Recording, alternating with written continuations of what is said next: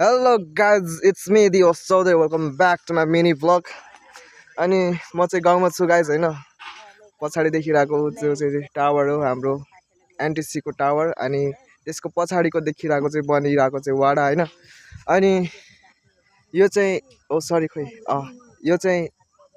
मेरो पुरानो घर हैन म चाहिँ यहाँ पहिला बस्थेँ म जन्मेको यहीँ हुर्केको यहीँ हैन अनि यो चाहिँ हाम्रो घर हो कि पहिला चाहिँ म यहाँ बस्थेँ के गाइज हैन त्यस मेमोरिजहरु छ यहाँ टन्नै मेमोरिजहरु छ गाइज हैन अनि एउटा कुरा थाहा छ गाइज हजुरहरुलाई म आज घर आएको सरी हिजो घर आएको हैन अनि मैले चाहिँ हाम्रो यो आँपको रुख ख्याल गरेँ के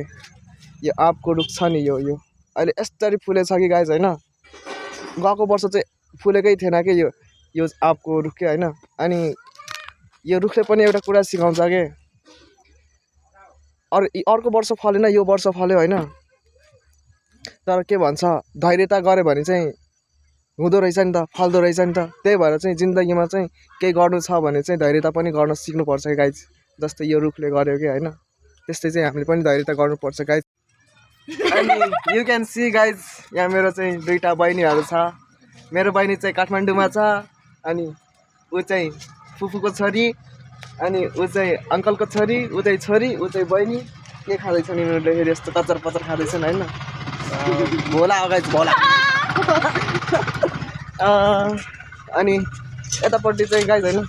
हजुरबाले चाहिँ यहाँ बाख्रा पाल्नु भएको छ हैन ऊ त्यहाँ हजुरबाले चाहिँ केही बनाउँदै हुनुहुन्छ कि त्यो लाइक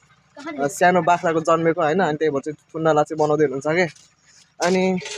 आजलाई चाहिँ यति नै गाइज हैन thanks for watching see you in the next mini vlog हैन अनि आई होप आजको दिन हजुरको राम्रो गयो होला मेरो त राम्रो नै बित्यो हैन thank you thanks for watching guys bye bye take care